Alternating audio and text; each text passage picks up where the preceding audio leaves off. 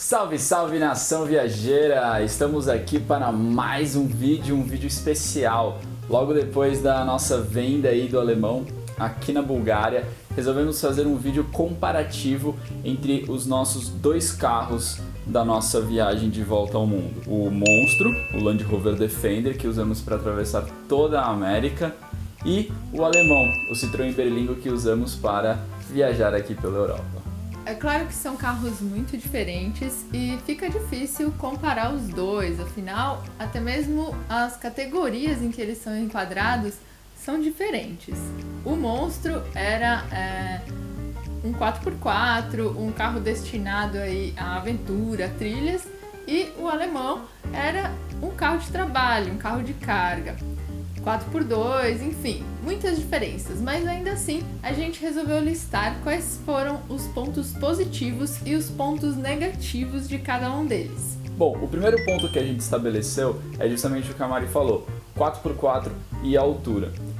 Isso numa viagem de volta ao mundo, para nós, é muito importante, porque a gente adora se meter no meio do mato, fazer trilha com o carro. Mesmo com o alemão nós fizemos, inclusive ele já atolou assim, nem sei quantas vezes, foram várias, porque a gente se mete mesmo. Nessa questão, o Monstro sai muito na frente, porque a gente atolou só uma vez com o Monstrão fazendo off-road e...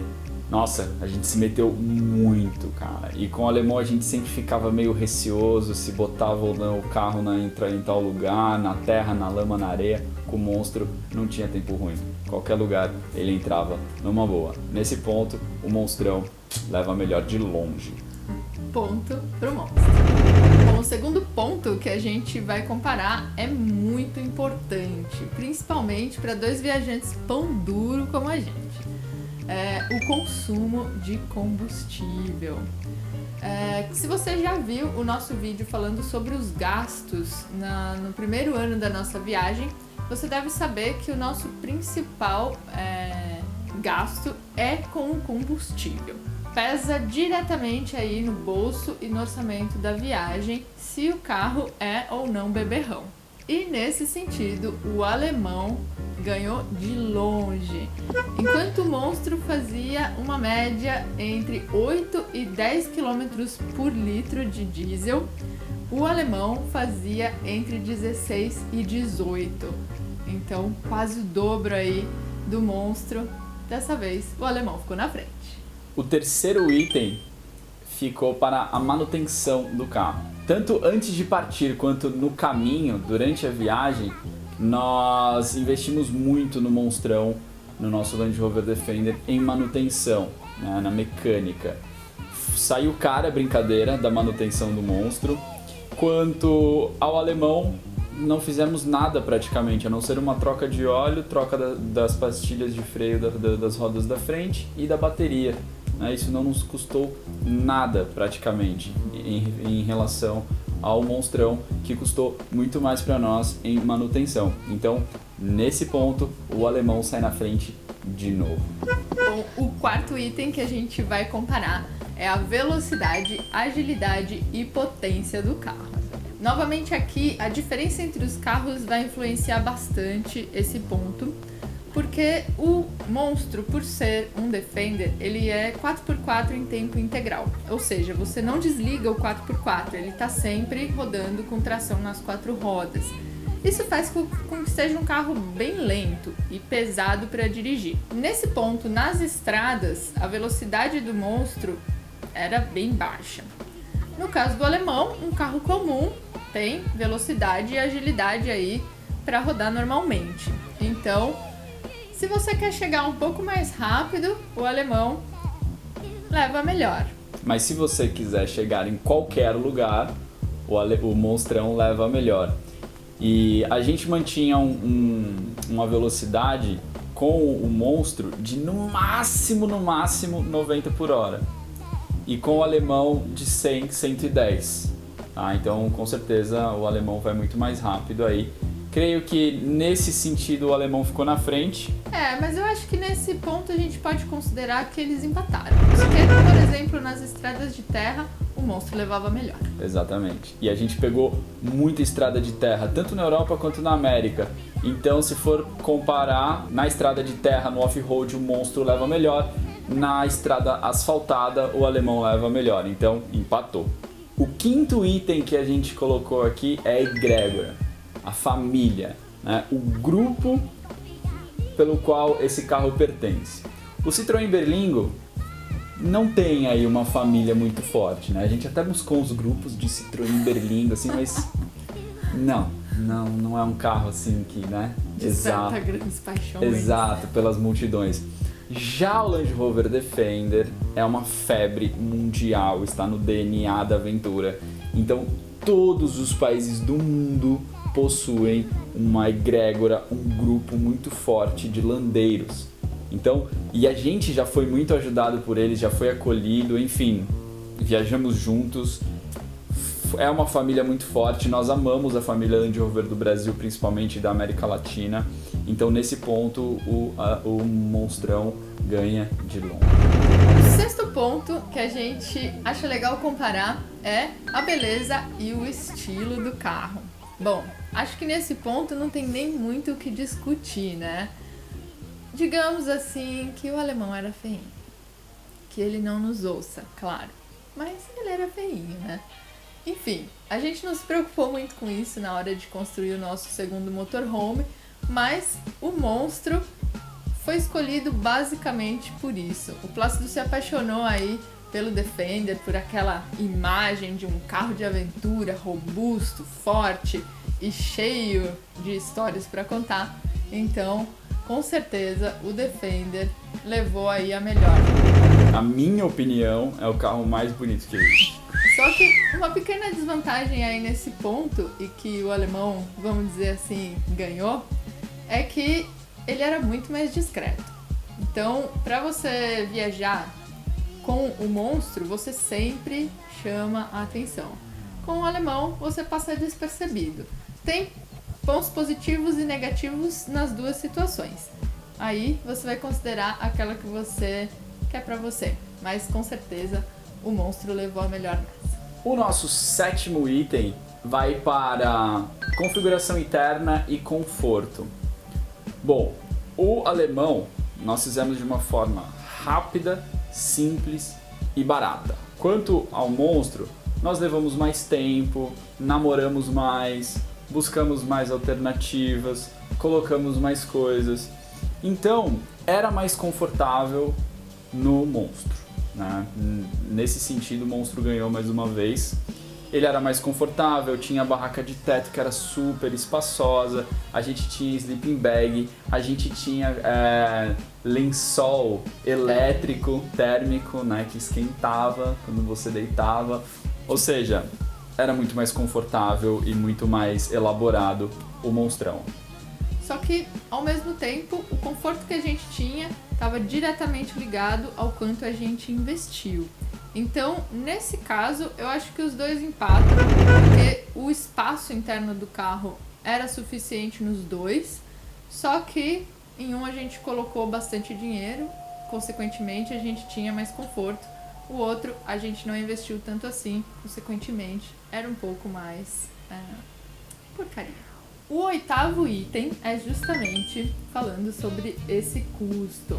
Então, como você já deve saber, o Monstro custou muito mais caro do que o alemão.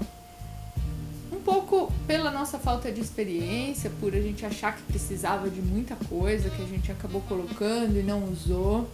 E também, óbvio, pelo carro em si, né? O Land Rover Defender é um carro bem mais caro do que um Citroën Berlingo.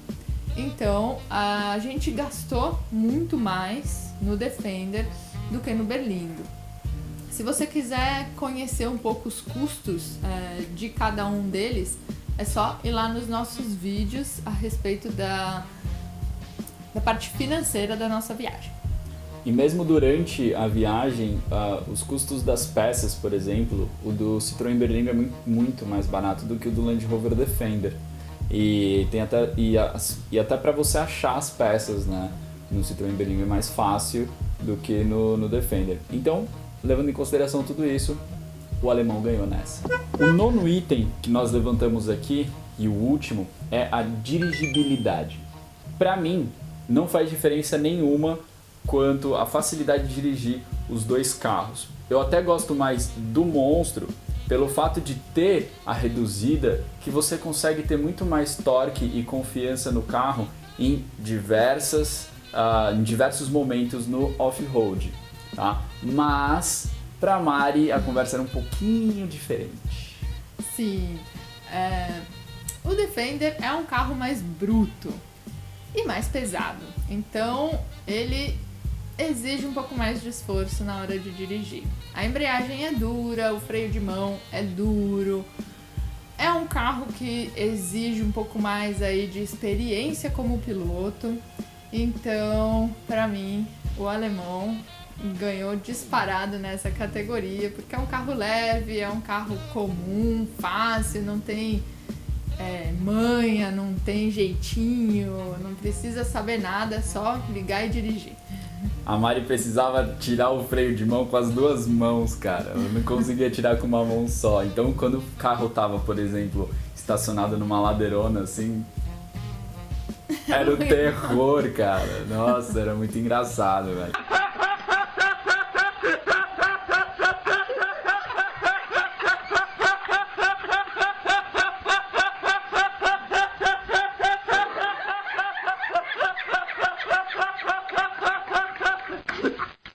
Mas assim, eu acho que nessa questão é empate de novo, porque o torque que você ganha no 4x4 no off-road é melhor do que o alemão, mas a dirigibilidade no asfalto, nas cidades é melhor do alemão, então acho que nesse sentido, mais um empate.